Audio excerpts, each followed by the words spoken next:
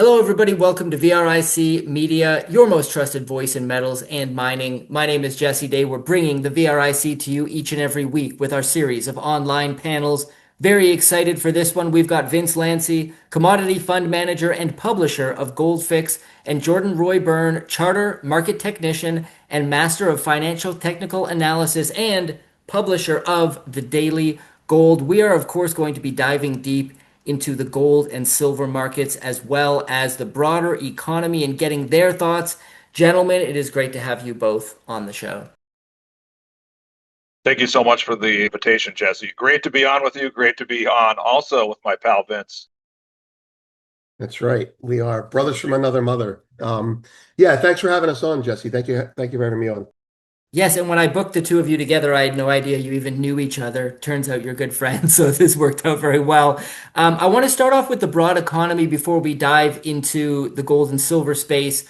Obviously, it's all interconnected. I want to hone in here on the US taking a 10% stake in Intel, indicating they are considering taking stakes in other AI and chip companies, along with the fact that Trump is now pushing the SEC to abolish the requirement for quarterly earnings reports, stating that it's inconvenient, it doesn't make sense, it's a waste of resources, let's just go and do it 2 times per year. I want to get both of your thoughts on this. I'll start with you, Vince, because you were fairly vocal about it on X, posting a GIF of Mussolini in response. So maybe you could explain that connection and just give us your overall thoughts on these events. Well, the Mussolini reference, the joke, the pointed joke is if you're going to reduce transparency in corporate earnings, whether it's warranted or not, whether it's superfluous that they do it all the time or not, and you're going to start buying equity stakes in companies, well, you're moving towards corporatism, which is a cousin of fascism, which is you're taking stake in 12 companies. So,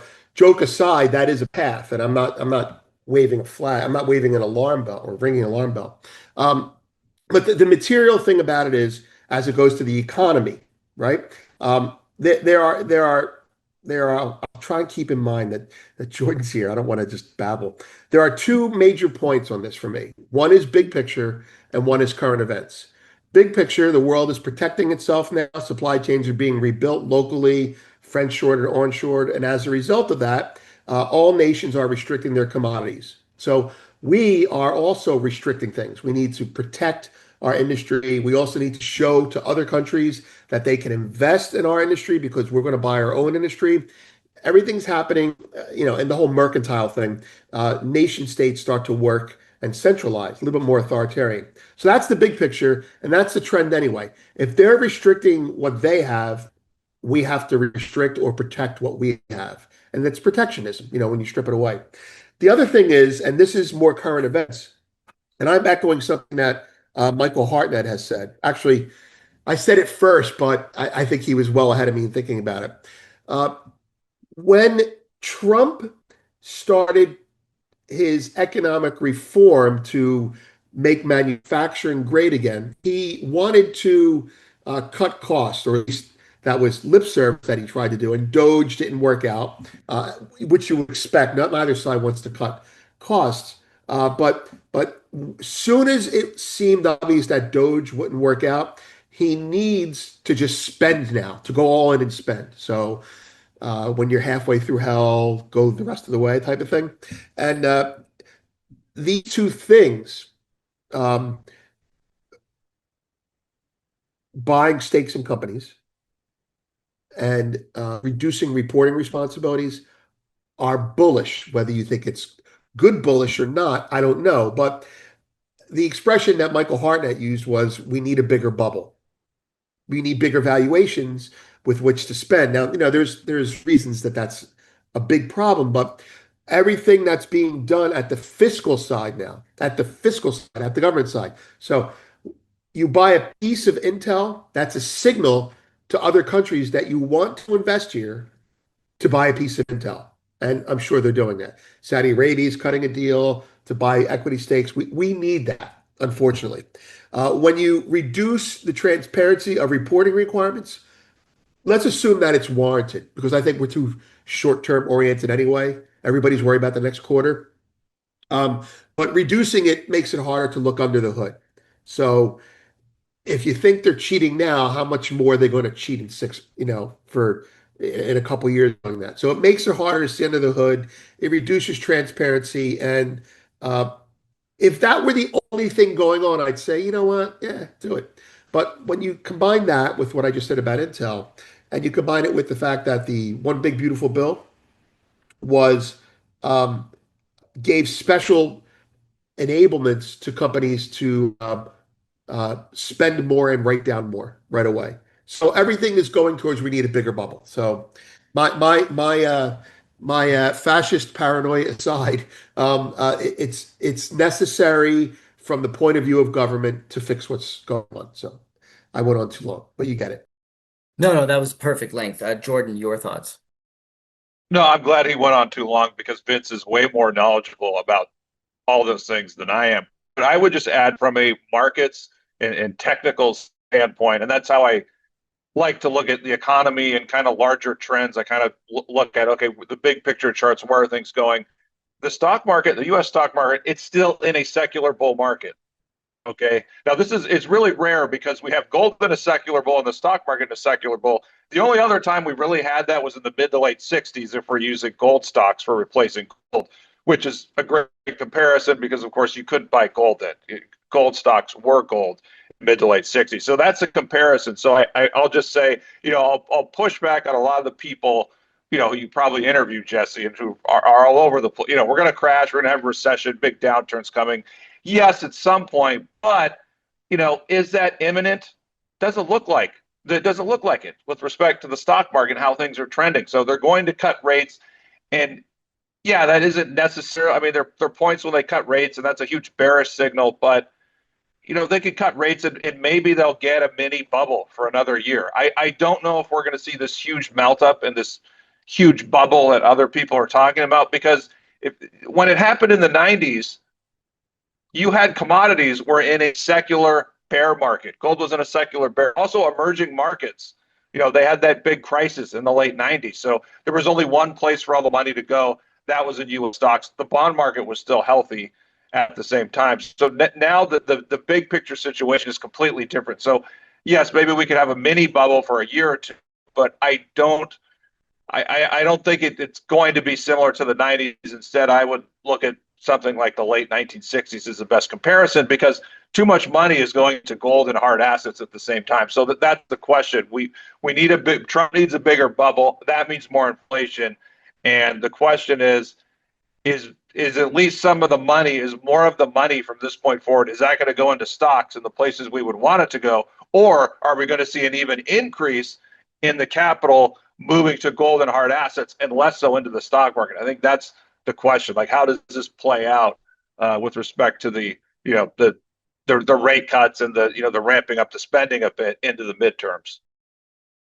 Well, let's talk about the gold market specifically now. And I want to open that conversation up with a broad question. And that is, what are the main themes and trends you're currently watching when it comes to gold that you think should be on more investors' radars? And Jordan, I'll start with you on this one.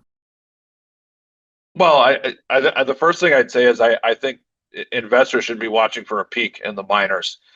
One of the best breadth indicators I use and many other people use is the new 52-week highs in GDX. And you can smooth that out with various moving averages. If you look at a simple 20-day moving average of the new highs in gold stocks going back 20 plus years or so, we are off the charts. We are much higher. I think a couple of days ago, I think the 20-day moving average of the new 52-week highs was 39%. And if you look at where that was at other peaks, 2002, 2006, 2016, 2020, they were dramatically lower levels, like 20%, 22, 18%. So we have had a breadth buying climax in the miners in the last several days or so. And so that's a big concern. It doesn't mean we're going to have this massive top for 5 years or even a year, but that's my big question is, are we at a medium-term peak here, or is it an intermediate-term peak? And because the miners have been leading this move, if that's right, and we are seeing a peak in the miners right now, that's probably going to lead the peak in gold. So that does not preclude gold from having another pop higher, and it fits really nicely with the Fed as as we're speaking here, they're about to cut rates. It'll get official when you post, obviously, when people are hearing the video. But people, the immediate thought is, oh, they're cutting rates. Look at what happened in the last 10, 15 years. It's always bullish for gold stocks. But there were a couple points in time in the 70s where it was not necessarily a bullish thing for the gold stock. So I think we could be setting up. Doesn't mean it has to happen today. I think if we zoom out, we're setting up for the Fed cutting rates here could mark an interim peak in the sector. Now, I know we'll talk more about it later. The fly in the ointment is silver. Is silver going to peak with gold and gold stocks right now, or does that have one more push up? Do we see $48, $49 silver before we get this peak in the sector? So I know there's a lot there to take on, but that's kind of the other side of my view here on gold and gold stocks. We've got 3 of the best porphyry copper targets that I've seen in the past 25 years of exploring for porphyries. Vizsla Copper, we're the team that brought you successes including ISO Energy and Vizsla Silver. We've put our foot on 2 outstanding projects in central British Columbia with copper and gold and some molybdenum in there. Our Poplar South project, we're drilling there at the moment, and I think we're on the verge of a major discovery. If you want to learn more, you can find us at vizslacopper.com. And Vince, what are you watching and paying attention to the most when it comes to the gold market, and your thoughts on recent price action? Do you agree with Jordan's assessment? Well, what I'm watching most is price right now because I have risk on. But I think I'd like to add some color, complementing as well as giving the other side of the coin to what Jordan's saying. First of all, by and large, I think just put a fine line on it because we are at transition and inflection, I believe, and the next $50 could be higher, should be higher. The next $300 could be lower. That's all I'm saying. So that would be your short-term intermediate top. And as to the silver comment, yeah, we're going to have to talk about that. Is silver going to drag them higher one last time, or are they going to drag silver down? That's kind of like where we are. But to give both sides of the coin, first of all, I have, and this is sort of technical, I have a system that's volatility based. And essentially, 3 weeks ago, it gave me a buy signal. And but it's gotten so far ahead of itself that it's basically saying you got to be crazy to be buying it up here. And yet, people still are. But moving away from that and moving more to my core, I'm seeing a couple trends that are showing demand destruction in gold. Now, in Asia, the buying of gold is decreasing. Now, it's the strong ETF demand out of Asia has really been what had been driving gold until the recent 2 months. But that demand is slacking off for 2 reasons. One is price is high, and 2, China is redirecting people's money or steering people to put their money into stocks. And if you look, there is a Chinese AI rally going on that just, melting faces off. So that's the first thing. At the retail and at the ETF investor level in China, gold's a little too high, and other things are looking a little bit more attractive right now. So that's one leg cut out. Another leg cut out, and I don't know that I agree with this one, but I read it and I think it's a valid point. A Bloomberg analyst, Simon White, he's one of their lead macro analysts. He said that central banks are closing in on 20 to 25% of their reserves in gold, and that he thinks that going forward, that certainly would peter out in terms of how much they're going to buy. Or let's put it this way, the rate and speed that they're buying. Now, I don't disagree with him. I do, however, think that the flip side of that coin is this. China, using China as an example, because they are the BRICS as far as I'm concerned, China only owns 8% of its reserves in gold. Now, I know, and and Jordan knows that they've got a heck of a lot more off their balance sheet. But your publicly showing balance sheet is what is used to attract investment. So right now they have like 8%. Let's call it 10%. And we know they have 30% somewhere hidden in Mongolia, in someone's mattress or something like that. But I mean, the thing is, the flip side of Simon White's comment comes from Goldman. And Goldman said they think that it will take about 3 years of orderly buying to get all the central banks up to this 20 to 25% level. So I think Simon White is flagging something that's going to be a problem down the road. Too many people are getting into it because, oh, central banks are buying, it'll never go down. And that's going to run out. Central banks do have a tendency to buy the top and sell the bottom. So that's another reason to think that, we could slow down, um, at least in the short term.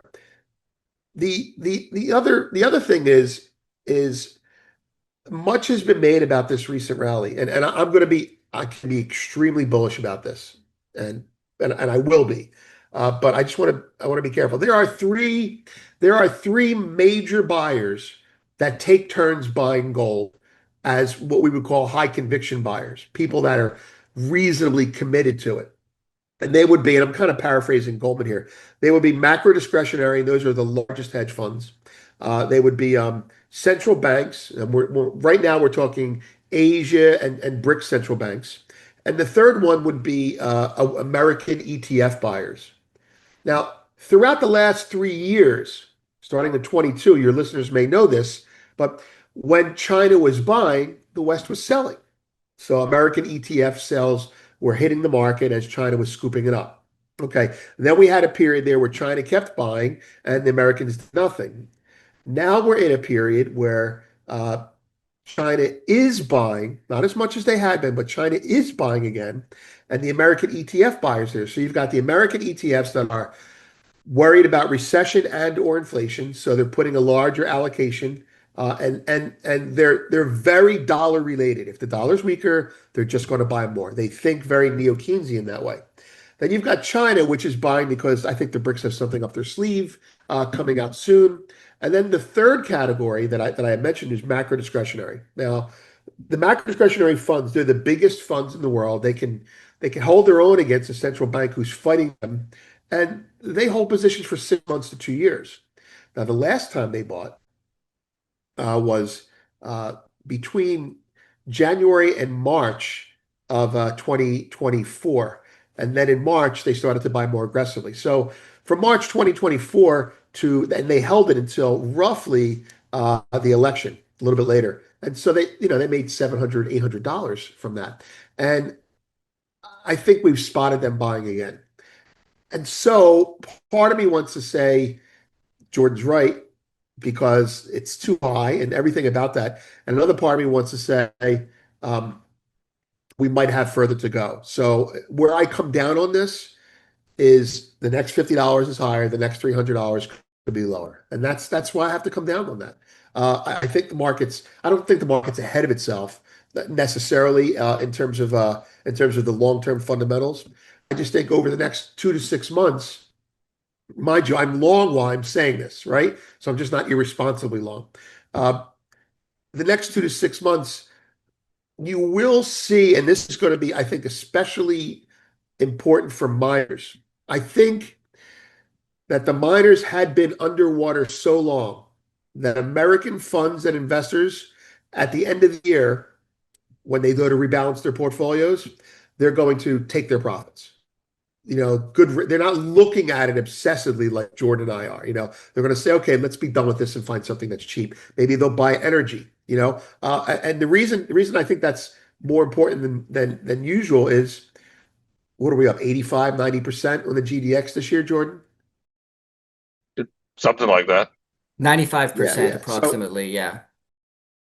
Yeah. Okay. So hear me out. When it comes to commodities and equities, between September and November, it's not a hard line. You start to get selling of everything. And you get in September and October, you get that selling because most of your bigger hedge funds liquidate and start their new year in November. So you get an unwinding of positions, and then they get their allocations and they put it on. Now, for regular investors, it's easier to understand. It's tax loss selling, it's profit taking, and I think there's going to be a moment. Maybe we're having it today. I don't know, but I think there's going to be a moment where there's some heavy selling coming out of the mining sector on the back of gold coming off like it did today, and I think that'll be a big dip to buy, and I want to be able to buy that. I'm underexposed in miners, uh, but I don't know when it'll come, except that it'll be between September and say Thanksgiving in there. And I think the banks are going to scoop that up. They're all waiting for it. So I wouldn't be surprised if we were lower. I'm not calling for 300 lower. I'm just saying if it goes 300 lower, I want to be able to buy some. That's it. Great commentary from both of you. And having interviewed both of you separately, I know you have a little bit of a differing idea when it comes to the US potentially revaluing its gold reserve. So let's discuss that for a moment. Jordan, starting with your perspective. It's funny because I send my questions in advance on my own show, Commodity Culture, as well as this show. And I sent the question of gold revaluation. Jordan replied, yeah, I really don't think that's even relevant, but I'll maybe touch on it a little bit to discuss. And meanwhile, when I interviewed Vince, he had a 15-minute answer about gold revaluation Exactly. and why he thought it had to happen. So I think it'd be great to get those differing To perspectives. So fight, Jordan, what was that? to fight. No, I'm Yes, just kidding. yes, let's We can have a put a big wrestling match. debate on. Right. Um, Jordan, what are your thoughts? Lay out for us why you think it's more noise than signal. Well, I would say, because I'm looking at the short term, medium term, intermediate term, and yes, I think the sector is coming into one of those peaks here. And so I don't think that the gold revaluation, I don't think that's going to change that outlook over the next 3 to 6 months. So I don't see anything there. And I feel that a lot of investors, they think it's this magic pill that's going to happen. And we're going to have this huge move after it happens, or it's going to completely change what's happening in the market right now. And so for those reasons, I don't, think it's that relevant, at least not right now. But certainly, I know Vince will talk about this. There could be a longer term case and a longer term reason why it's relevant. But I just think here and now, if it was going to happen, it would already be priced in the market. We would know that it's already going to happen. It's not just a random thing that's going to happen like next Tuesday. Like we're going to hear about it in the news. There's going to be a lead up to it. So I don't see it being a story, at least for the next 6 months. Yeah, I've heard similar sentiments from some of my guests as well, and some people just saying, well, what does that really accomplish if you mark gold to market? It's like a drop in the bucket in terms of the balance sheet and addressing debt and deficits, etc. And then I've had some people say where they're going to revalue it potentially to 20, 30,000, something like that. But again, what does that really accomplish? Vince, your thoughts on this? Yeah. All right. So starting off with something that Jordan hinted at. If it happens, we'll know about it ahead of time, and it will be buy the rumor, sell the news. That's just as a trade. I completely agree with that. It may have already happened in terms of the market rallying. And then when the news comes out tomorrow, we're $300 lower. I mean, it's weird stuff, but um, there are a couple reasons why I think it's important, and unfortunately, they're not the reasons that other people think it's important. The reason I believe that other people think it's important is because we're fans of gold and we want to have it included at the table. And psychologically, it's a relief. We're back at the table again. Everyone's going to buy it. And uh, I, I don't think that matters. Okay. But I do think looking at history and looking at the reason for revaluation, that it does matter. So starting with history, when we revalued gold before, uh, it was right. We revalued gold before in the 70s so that we could just spend the money. So we revalue the price higher. We add the digits on the balance sheet and we spend the money. So it was used as a gimmick, but it was done right before we had a major inflationary spike. Now we had that major inflationary spike for real reasons that were known. We were in the process of monetizing the debt from the Korean and Vietnam Wars, right? We were spending a lot of money on the welfare state because, I mean, we had a big social safety net then, and we had just come off of the gold standard. We just disconnected from Bretton Woods, and so I believe the revaluation of gold was the beginning, was the signpost, if you will, was the fork in the road towards people saying, wait a minute, if they revalue gold, even though it's a gimmick, just so they can spend more money, shouldn't that make us be less likely to sell it. So there were reasons back then that, or it was like in retrospect, it was a reason. Now I want to talk about going forward, right? So going forward, and I have been making the case for revaluation for about a year. Now I'm not married to it. I just think it's very highly likely, uh, but I don't think it's something that's going to happen. First of all, $20,000. I think that would be insane. That would be insane. Um, there are some nuances to this. So I want us to spend a minute talking about I won't do 15 minutes, I promise. Um, if we revalue gold to something reasonable, so where is it now? $45. Take it to $1,500. Is that bullish for gold immediately? No, it's not bullish for gold. Uh, the price we revalue it to, however, sends a signal to other nations to revalue. So Europe has what they call a gold reserve account. It's like a piggy bank, a gold revaluation credit. So they can look, central banks in the West. Here's the doom part. Central banks in the West, the US, but mostly Europe as well, um, have losses by central banks now from buying all those bonds at negative interest rates. And they're losing money. And that money, even if it's just fantasy money, needs to be adhered to rules. And those rules are you can't lose X amount of dollars or what have you. So revaluing gold allows them to paper over their losses. It's basically like taking a tax write-off. But the reason it's bullish gold is twofold. One is once you do that, you make it more permissible to own gold as an asset. So banks will buy more gold because it's not going to be marked on their books at $35. That's the first reason. And that's psychological reason. I wouldn't say it's the most important reason. The other reason is when you revalue gold, you send a signal that it's okay to spend. You have a piggy bank and you have money in it and it's for a rainy day. And when you spend the money out of the piggy bank, I mean, you have a child, a student, someone that works for you, and they want to borrow money from you. You are the piggy bank in this case. You're a parent, right? And you say, I'm going to give you this money, and you're going to attach strings to it. I want you to cut back on X or cut back on Y. Now, if that happens, the person will raid the piggy bank once, and that'll be it.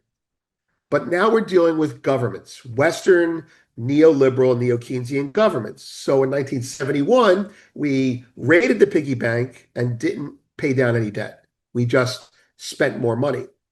We borrowed less, big deal, but we spent more money. So this is where the really key thing for the future is. Like a parrot, if we revalue the price of gold, let me mute this thing here. I got a noise coming up here. If we revalue the price of gold at whatever price, what will the money be used for? It's like anyone in finance. When a company's raising money, what are they doing with it? If we use the money to pay down the debt, then it is not bullish gold. I mean, not bullish gold. And we can use the money to pay down debt. That's actually in the Constitution. If we just mark the ledger up more money, we're borrowing less. We're not going to borrow less. We're going to spend more. So I believe it's about the child who comes to you and says, can I borrow $500? And you say, well, I want you to stop, doing this or stop doing that. And if you say that, it's a one-time thing. But if not, once the piggy bank's broken, we're done for. And I think it goes higher. Now, the last point I want to make is I'm not alone in this assessment, but a finer point was put on it by Michael Hartnett and he at Bank of America. And he basically said, look, everyone has to spend more. Europe has to spend to build their own defenses. Japan has to spend to build their own defenses with the fragmenting of NATO. The US has to spend for manufacturing. And China has to spend. China has to spend because their social safety programs are actually for shit, excuse my French. They went completely anti-communist. They don't have a social safety net at all. And so they're going to start spending. So if the four areas of the world that have budgets are increasing their budgets, well, you're going to need to offset that. And politicians do not have the stomach politically to reduce costs yet. And the market will make them reduce costs. And I think this is Hartnett. Everyone's spending more because they have to, not because they want to. And so inflation is going to be tolerated at higher rates. Bond yields are going to go up, and gold's going to go up too. And so that's what I think. I think the revaluation is a foregone conclusion because of the volume of debt and the lack of productivity that's coming into the world. Even if AI is a home run, I don't care. That's it. Great summary. I want to talk about silver now and highlight one of your recent tweets, Jordan, where you wrote, a quiet breakout is going unnoticed. Silver broke out from a 4-year long base against the S&P 500 last week in weekly terms. Silver against the 60/40 portfolio pushing towards resistance from 11-year long base. Both of those charts you've included are on the screen right now. Walk us through the significance of these breakouts for the silver market, and then Vince, I'll turn to you for your thoughts as well. Well, the significance is when you're looking at these vario ratio charts, and this is a form of intermarket analysis, not to deviate from the question, but intermarket analysis, I think, is really the most important branch of technical analysis, which was really created by John Murphy in the early 2000s. And this is so important because this is how people invest. They don't buy individual stocks anymore. They're buying, give me gold miners, give me the Mag 7, give me silver, give me, bonds, give me the stock market. The people don't buy individual companies. And so when you're able to chart groups against each other and even asset classes against each other, you can see where's the money going, where is it not going, where is it about to go. And so earlier this year in March, gold against the 60/40 portfolio. And again, that's the conventional investment portfolio, 60% stocks, 40% bonds. Gold against the 60/40 earlier this year in March. It broke out of a 10-year long base. This is something that Vince and I, we were tracking and talking about this, months before this was happening. We were questioning and analyzing what's the significance. Well, that breakout was in March, and what has happened since then? We've had tons of money flow into precious metals, tons of money going into the miners, even more money going into silver and the silver stocks. And so now that silver has broken out against the stock market, I mean, it's a small breakout at this point, but you look at that and the significance of that, if it holds, would tell us that, okay, money is actually moving from stocks into silver. And we know that historically that basically never happens. You can look at a 100-year chart of this, and it's only happened 2 or 3 other times. So you have that, but also silver against the 60/40 portfolio. I believe that has broken out to a 4 or 5-year high. But what's more exciting is if you zoom out and look at a bigger picture chart, silver against the 60/40, if that can just increase a little bit more here, that's going to get up to the 2016, 2020 peaks. And then silver against the 60/40 is going to come up to this 11, 12-year long base. And so my guess is that once that ratio, silver breaking out against the 60/40, breaks above 11 or 12-year base, that will set the stage for silver to break 50.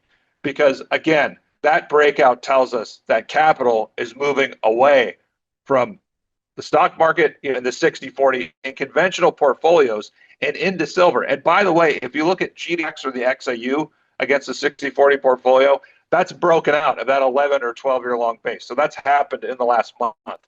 So that's also another little fly in the ointment to my bearish outlook. So even though the sector, I think, is coming up to a point where, we're at this interim or intermediate term peak, if you look at these ratio charts, silver against the 60/40, silver against the stock market, gold stocks against the 60/40, they are telling you what can happen in the next 2 or 3 years.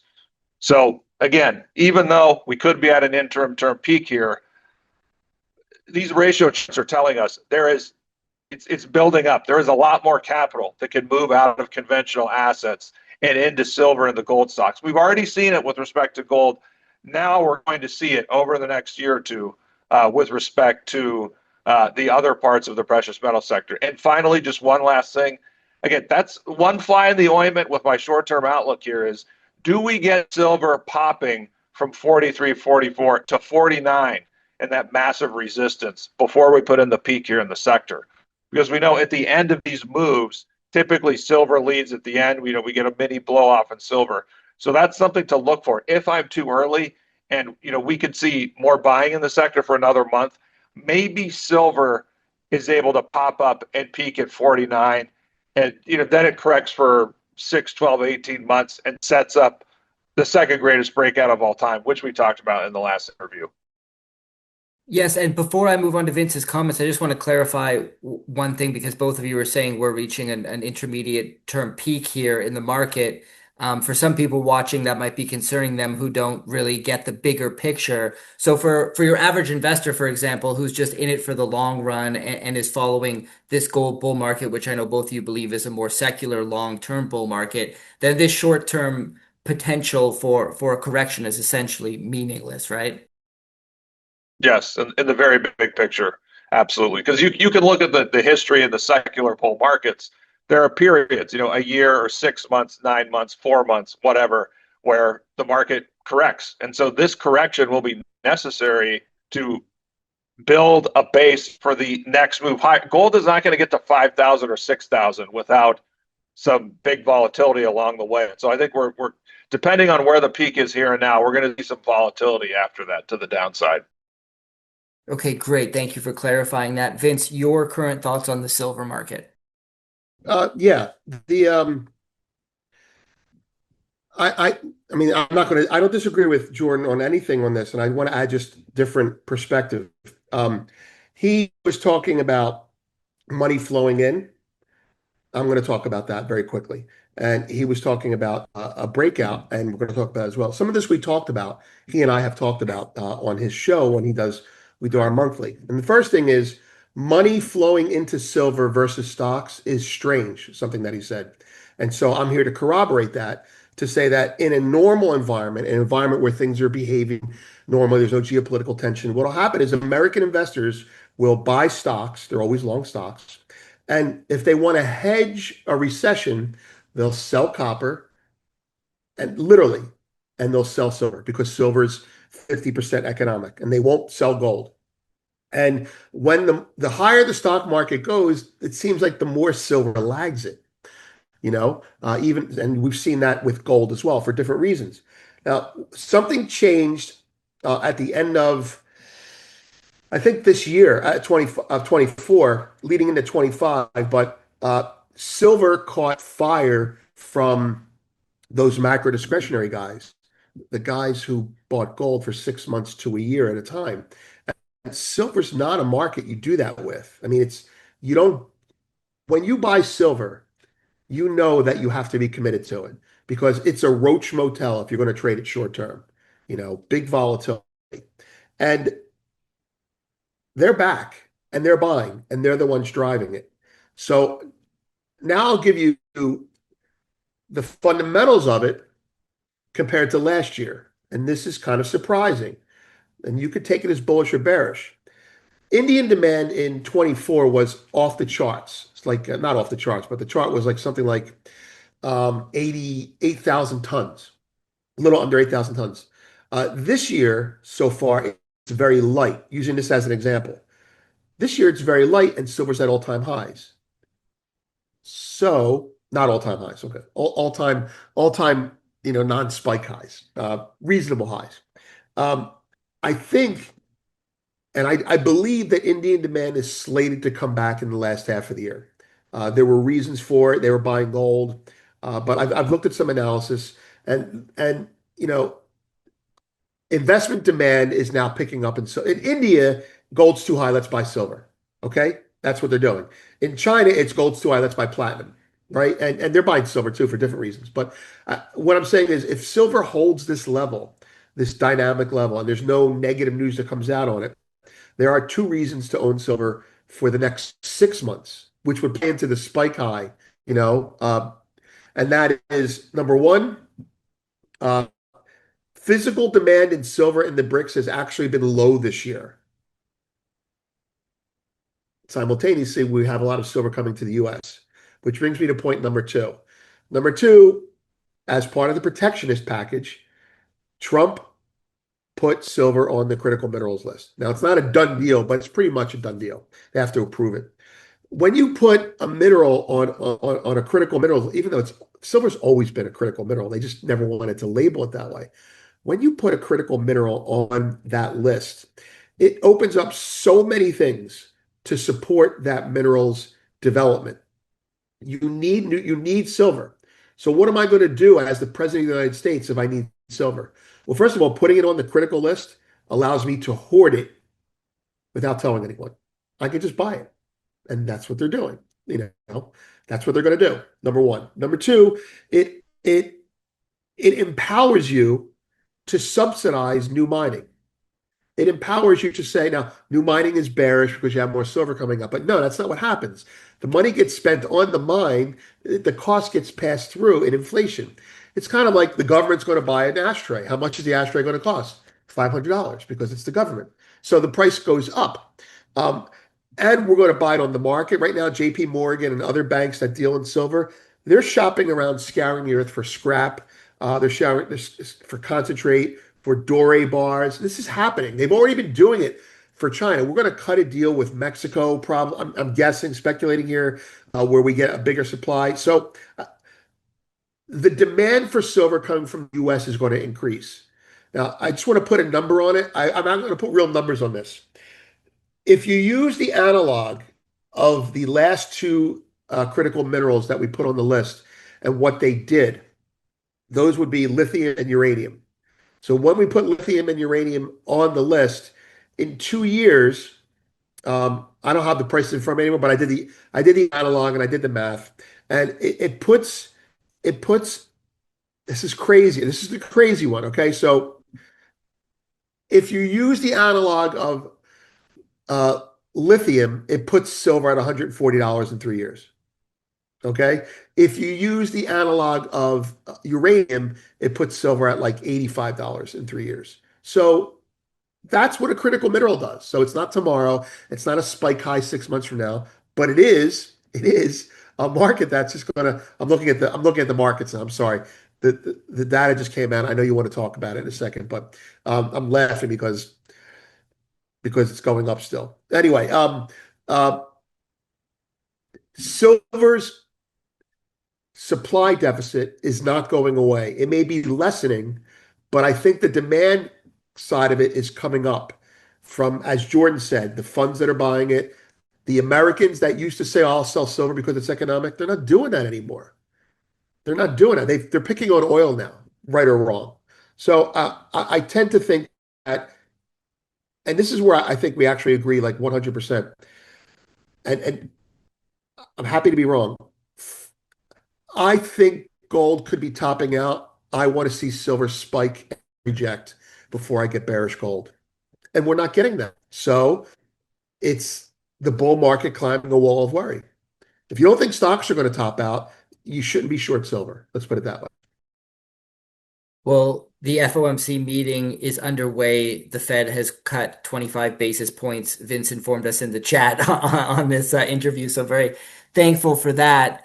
So love to get both your thoughts there because CPI is at 2.9% approximately, and it's been rising. And inflation has been above the Fed's target for, I believe, over 56 weeks or 56 months or something insane like this in a row. I was talking to Michael Pendo about this just the other day. And yet here we are entering what appears to be a rate cutting cycle. So first of all, what's the logic behind cutting rates in the face of rising inflation with CPI 50% above the Fed's target? Is this politically motivated in some way? Do you think Powell is bowing to the pressure for Trump to drop interest rates? Is there a reasonable explanation for why this could just be a positive move or a productive move? And then just your thoughts on how you think this could affect the precious metals markets as well. As of them announcing the rate cut, we saw a bit of a spike in the broad market, but then it's kind of dropped back down. We're only up 2 basis points on the S&P on the day, and then we're looking at gold not falling, not climbing that much, but we are around 3,700. Silver not it hasn't had a measurable impact that I can see at this point in time. Maybe it will as things develop. We're seeing some of the Mag 7 take a hit, Nvidia down 3%, Tesla down 2%, etc. Too early to really read too deep into the data. Jordan, your thoughts? Well, you've probably heard the phrase, the Fed follows the market. So the Fed follows the 2-year yield, which as of a couple of days ago, I think the 2-year yield was about 0.80% or so lower.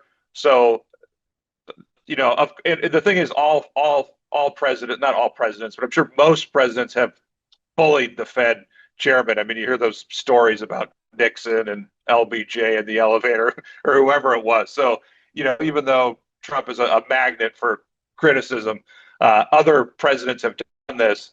And I don't think Trump necessarily knows, or maybe he does, but the market is actually saying the Fed should cut. So the Fed, based on the 2-year yield being so much lower.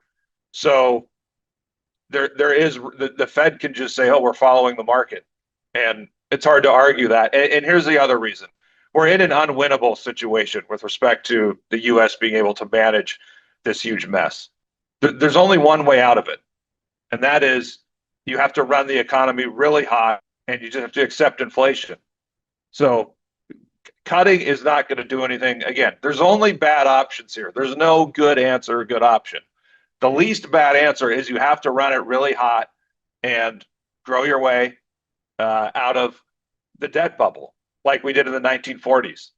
Now it's going to be more difficult this time because bonds are in a secular bear market. They were in a secular bull in the 1940s. So this is going to be much more difficult.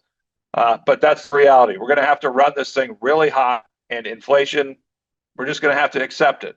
And, and again, fortunately, the market is at least saying you should cut because that's where the 2-year yield is. So they'll cut, maybe they'll cut a little bit more after this, and we'll see how things pan out. There'll probably be bigger problems down the road, but I think that's just the reality. We're going to have to run it really hot. There's no other answer, and that's what they're trying to do.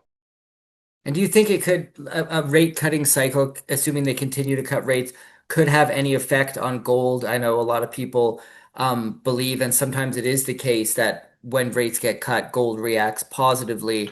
I Is will that just something say, you sorry anticipate? to Yeah, before, yeah, I don't know if you're asking, but I just wanted to jump in.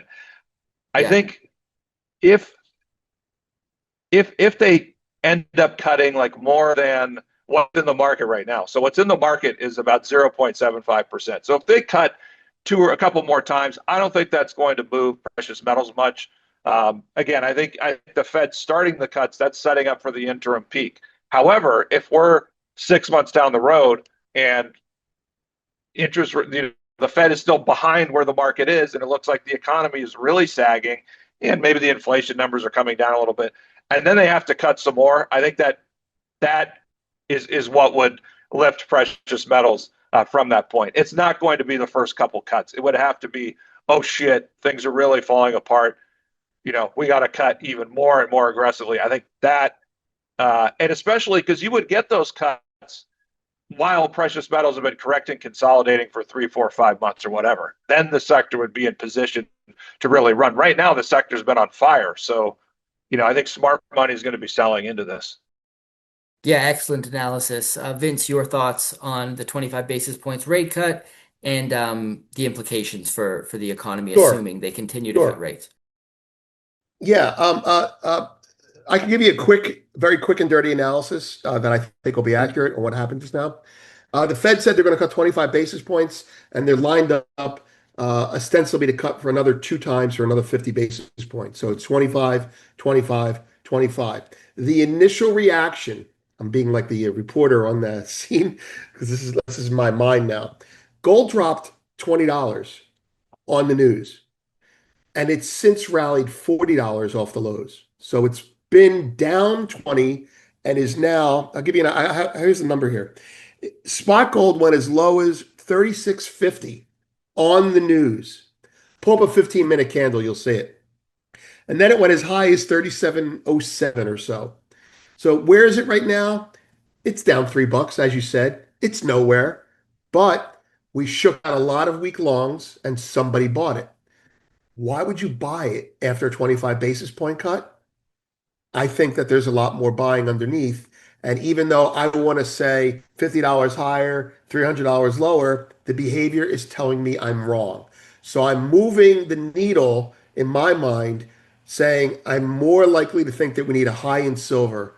We're not done. That's where I am on that. So, and that's my immediate analysis from what we're seeing here. Okay. So I'm still comfortably long. With regards to what's the second part? because this The intervened. the assuming the Fed continues to cut rates, what do you think the effect will Oh it have yeah. any measurable Yeah. impact on the overall economy? Well, I can give you the history. I can give you the history, and just it's pretty. It's actually pretty. It's pretty clear. When the Fed starts a rate cutting regime, if you believe that we're starting a rate cutting regime as opposed to continuing last year's, when the Fed starts a rate cutting regime, that's happening during a dovish environment. So it's not after a crash, and it's not after stagflation. Um, Gold on average for the last 30 years is up 12% in 12 months. Okay. Now that's great. Now I would throw that against Jordan and say the numbers say it's up 12%. And then I would throw that against myself and say, yeah, but we just rally like 40%. So I don't really think 12% matters. It could already be in the market, and and gold can go sideways for 6 months. The point being is gold, when you lower rates in this environment, is risk on. So if stocks aren't going up, gold might not go up. Unless the inflation aspect comes back, which I believe it will. I believe we're doing that. Oh, I remember what you touched on. I thought was important that Jordan said, um, running hot. Once upon a time during the Goldilocks era between the 90s and 2008, you could get 2% inflation, 5% GDP, and 3% unemployment. Now we have to spend, right? So now I'm making it up. It's 3% inflation is the new normal. Maybe it's four. Maybe we're not there yet. 3% inflation is the new normal. 5% unemployment is the new normal. And believe it or not, 7% GDP. Now I'm exaggerating, but the reason I say this is because that's the inflation eating up the GDP. 5%, 4% inflation, 7% GDP is really an economy that's cooking only 3%. So we have to run hot, which is consistent with we have to be aware of the risk of bubbles, but we can't allow things to slow down because, and this is a big deal, and it's on everyone's radar, but it's not being talked about enough. AI will make a lot of white collar people be unemployed if it gets rolled out the way it can right now. Right now, it's being held off because we're not in a recession. What I don't think a lot of people understand is if we get a recession, companies move to AI faster. They want to cut costs. You don't do it when things are going well. You say, okay, I'll pay that guy another 6 weeks. But when the market drops, when your costs go up, you say, you know what, I got to cut costs. You're fired, or you hire an intern, or you use AI. And I believe that unemployment goes to 6, 7% if we go into a recession and AI starts to get implemented. And coming back to what Jordan said, we can't afford to have a recession right now. It's just not a choice. We have to run it hot. We have to tolerate higher inflation. And I'm not proud of that, but that's what happened in the 70s. Coming out of the 60s into the 70s, we had the tail end of the spend more to make more in the mid 70s, and then 77 came and it was over. We stopped making more, but the inflation kept going. So I think I'm looking at the market as being in a 1972, 1973 mode where we're going to spend more to make more until it runs out of gas. And I think that's it. That's what I think. Well, gentlemen, this has been a fantastic conversation. Jordan, tell us about the Daily Gold. The Daily Gold is a premium newsletter where I cover junior mining companies, the ones I invest in, the ones I want to invest in. I cover a few more companies aside from that, but it's basically the companies I think that they have quality, but significant upside potential over the next 2, 3 years. So I'm trying to marry, okay, the best, smallest companies that have the most upside, but they have quality assets or they have quality people. And so that combination, those are the things I like to invest in. That's what I cover. And I publish lots of stuff on my YouTube channel. Also on Twitter, you can follow me there, both at the Daily Gold. And if you go to thedailygold.com, you can opt in there. You get a free copy of my book that I put out earlier this year that contains basically all my thoughts on the secular bull market. I think everything's going to play out and what I think you should be investing in. So would love to have people take a look at that free stuff. Great. Well, I'm going to put all those links in the description below. Vince, tell us about Goldfix and anywhere else you want to direct people online. Well, I want to direct people online to to Jordan because I give technicians a hard time. Okay, I do. But when I was, I had an interview with him probably 3 years ago, and I went, okay, he's an actual technician. He's not a guy picking numbers out of his hat to tell people to buy gold. And since then, I have vicariously lived through his torment of the 60/40 portfolio. When's it going to break? When's it going to break? You're having hand-holding sessions. Is it going to break? Maybe we're wrong. And it's happened, and it happened with GDX, and it's happened with miners, and now it just happened with silver. So the secular market that he writes about in his book, I agree with. And I don't have stock in his company. Let's put it that way. Goldfix is a newsletter. It's predominant. It's almost no technicals. It looks at money through the lens of gold, silver, geopolitics.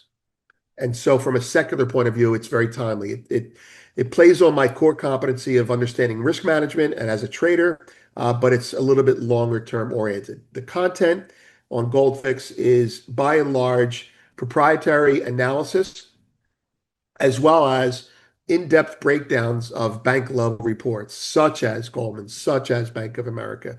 And we share that with premium subscribers. Free subscribers, they get to see a video and get to see there's lots of stuff there. But I would say it's a little bit more frequent than your other letters, but it's not junk. That's it. Great. I'll put a link in the description to Goldfix as well as your ex Vince so people can follow you there. This has been a blast. Thank you both so much for coming on the show. Thanks for My having us, pleasure to Jesse. be on.